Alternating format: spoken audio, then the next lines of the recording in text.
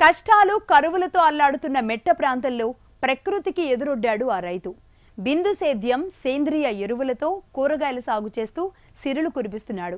సాగులో డెల్టా రైతులకు ధీటుగా అధిక దిగుబడులు సాధిస్తున్నాడు.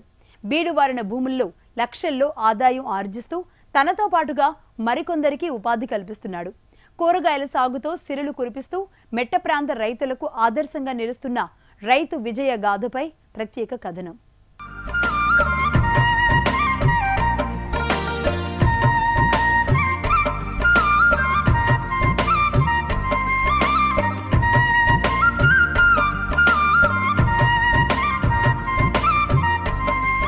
ఇది నెల్లూరు జిల్లా ఆత్మకూరు నియోజకవర్గం. వర్షం పడితేనే ఇక్కడ పంట, చినుకు రాలితేనే ఇక్కడ పైర్లు సాగు చేస్తారు. వ్యవసాయానికి నీరందక ఇక్కడి రైతులు నానా అవస్థలు పడుతుంటారు. వరి, పొగాకు వంటి వాణిజ్య పంటలను సాగు చేస్తూ నష్టాలను చవిచూస్తుంటారు. ఇలాంటి మెట్ట భూముల్లో సిరులు కురిపిస్తున్నాడు మర్రిపాడు మండలానికి చెందిన హజరత్ రెడ్డి. ఏపిలకుంట గ్రామానికి చెందిన హజరత్ రెడ్డికి 9 ఎకరాల పొలం ఉంది. మండలంలో వర్షాభావ పరిస్థితులు నెలకొనడం, సాగునీరు అందకపోవడం హజరత్ రెడ్డిని వినూత్న పద్ధతి వైపు మళ్లించాయి. హజరత్ రెడ్డి ఆలోచనలకు వ్యవసాయ అధికారులు తోడయ్యారు. హజరత్ రెడ్డితో పాటు మరికొంతమంది రైతుల్ని కుప్పం, బెంగళూరు వంటి ప్రాంతాలకు తీసుకెళ్లి అక్కడి వినూత్న పద్ధతులపై అవగాహన కల్పించారు.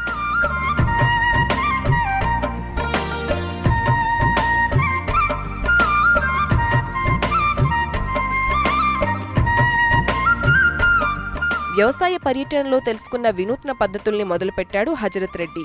సాధారణంగా ఉద్యాన పంటలను సాగు చేసేందుకు కర్రలు వాడతారు.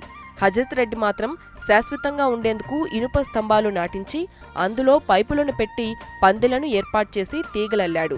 దీనిపై అక్కడి రైతుల నుంచి హజరత్ రెడ్డికి తీవ్ర విమర్శలు ఎదురయ్యాయి. ఇవేమీ పట్టించుకొని ఆయన ముందుకు సాగాడు.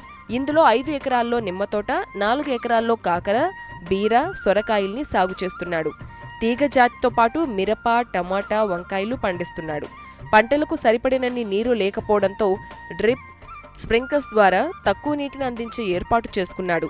లింగాకర్షక బుట్టలు ఏర్పాటు చేయడం ద్వారా చీడపీడల నుంచి పంటను కాపాడవచ్చని చెప్తున్నారు హజరత్ రెడ్డి. ఈ వంగలో ఎక్కువ తలమాడు వస్తుంటుంది. ఈ తలమాడు ఇక్కడ పురుగు వస్తుంది, తల దించేస్తే అది రాకుండా ఇది మటుకు నీకు 40 డేస్ పనిచేస్తుంది. ఇది వచ్చి 25 రూపాయలు ఒక లీరు. ఇది రైతులకు ఎక్కడన్నా కావాలంటే ఎన్పిఎం నాన్ ఫెర్టిసైడ్ మేనేజ్మెంట్ నెల్లూరులో మన ఎన్పిఎం వాళ్ళు ఉన్నారు, వాళ్ళకి ఆఫీసు అవన్నీ ఉంటాయి. అక్కడ డిపిఎం ఉంటుంది, డిస్ట్రిక్ట్ ప్రాజెక్ట్ మేనేజర్ ఎన్పిఎంలో, అతనికి ఒక వాళ్ళ అడ్రస్ అన్నీ తెలుసు. ఇది మటుకు 20 రూపాయలు అవుతుంది. ఈ క్యాప్ మటుకు ఎగ్జాక్ట్లీ నాకు ఏమంత ఐడియా లేదు, 15 ఎంత అంటున్నారు, ఇది 15 అవుతుంది. ఈ బుట్ట ఇది మొత్తం సెట్ 10 అవుతుంది. ఇది మొత్తం కానీ పెడితే ఎకరాకు కానీ 5 కానీ పెట్టుకోగలిగితే ఇలా సెట్ చేసుకోవాలి. ఈ ఎకరాకు 5 పెడితే దాదాపు మనకు పురుగు అనేది 40 రోజులకు ఒక రోజు మార్చుకోగలిగితే పురుగు దాదాపు 90% పురుగు రాకుండా ఉంటుంది. లింగ ఆకర్షణ, ఆడపురుగు వాసన వస్తుంది. ఆడపురుగు కోసం మగ పురుగులు దండుగా వచ్చేస్తాయి. ఆ వాసనకి ఆ పురుగులన్నీ అందులో పడిపోతాయి. ఆ లింగాకర్షణ పుట్టు మగ పురుగులన్నీ ఇందులో పడి ఉన్నాయి. చూడండి, గుట్టలు ఎప్పుడప్పుడు తీసుకుంటూ ఉండాలి. పురుగులు, రెక్క పురుగులు, ఈ కొమ్మ దులిసే పురుగు, ఆ కొమ్మ దులిసే పురుగు రాకుండా ఉండేదానికి మందులు కొట్టేదానికంటే ఇలాగా నివారించుకుంటే వారానికి 2 సార్లు స్ప్రే మందు చేసే బదులు 10 రోజులకి ఒకసారి, 20 రోజులకు ఒకసారి చేసుకున్నా చాలు. 2 ఎకరాల్లో బీర, కాకర వేసి నీటిని పొదుపుగా వాడుకుంటూ పంట సాగు చేస్తున్నాడు. పంటను ఎప్పటికప్పుడు గమనించుకుంటూ చీడ పీడలను నివారించేందుకు సేంద్రియ ఎరువుల్ని వాడుతున్నాడు. ఇలా వినూత్న పద్ధతుల్లో సాగు చేస్తున్న హజరత్ రెడ్డి పెట్టుబడి ఖర్చులకు పోను ఎకరాకు 1,00,000 రూపాయల ఆదాయం ఆర్జిస్తున్నాడు.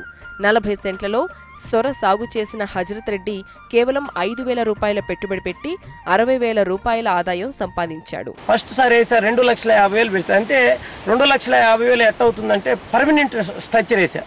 ఎకరాకు హార్టికల్చర్ వాళ్ళు చెప్పింది 180 పోలు వేయమంటారు. 18 × 15. నేను 13, 12 వేసా. 270 పోలు పడ్డాయి.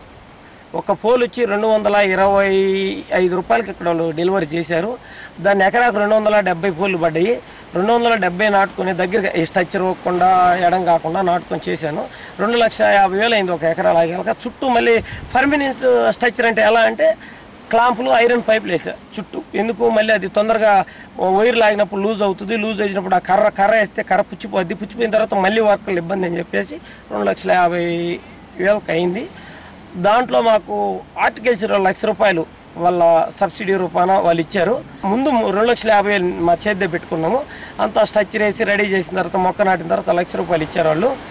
నేను మళ్ళీ ఒక 5 ఎకరాలు బేరేసా. బేరేసిన తర్వాత ఫస్ట్ సారి ఎర్రగ్గాసింది బీర. 15 టన్నులు వచ్చింది ఒక్క ఎకరాకి. ₹20 ఉంటున్నాం. 10 ఎకరాలు 33 లక్షలు వచ్చింది. 53 లక్షల్లో 50,000 ఈ మనకు కూలీలు వస్తారు, ఆ కూలీలకు మెయింటెనెన్స్ ఖర్చుకు 50,000 అయిపోయింది. 50,000 అయిపోతే 2,50,000 ప్లస్ వాళ్ళు ఇచ్చిన 1,00,000 3,50,000 పోయినా నాకు అంతా అసలు పోయి ₹1,00,000 ఆదాయంగా ఉంది. మళ్ళీ ₹1,00,000 ఆదాయం మళ్ళీ టైము ఇంకా 2 ఎకరాలు వేసాం. మళ్ళీ ఇదే ఈ కాకర ఆ దోవలో వేసి ఇది మొత్తం 2 ఎకరాలు వేసా. కాకర బీరాన్ని వేసా. ఈ 2 ఎకరాల్లో మళ్ళీ బీర వేసా. బీర వేస్తే 2 ఎకరాలకి 30 టన్నులు వచ్చింది. రేట్ లేదు. 30 టన్నులు అయినా నాకు ఆదాయం 30 టన్నులు 30 పదులు 3 లక్షలు వచ్చింది. దాంట్లో ₹1,00,000 ఖర్చులు అయిపోయినా 2 లక్షల ఆదాయం ఉంది. పండించిన పంటకు మార్కెట్ సౌకర్యం లేక ఇబ్బంది పడ్డ ఈ ఆదర్శ రైతు తానే సొంతంగా ఒక ఆటో కొన్నాడు. పండించిన కూరగాయలను ఏ రోజుకా రోజు మార్కెట్కు తరలిస్తున్నాడు. తనతో పాటు మరికొంతమందికి ఉపాధి కల్పిస్తున్నాడు. ఇలా వినూత్న పద్ధతుల్లో సాగు చేస్తూ లాభాలు గడిస్తున్న హజరత్ రెడ్డి పంట పొలాలను చూసేందుకు మెట్ట ప్రాంత రైతులు క్యూ కడుతున్నారు. సాగు వివరాలను తెలుసుకుంటున్నారు.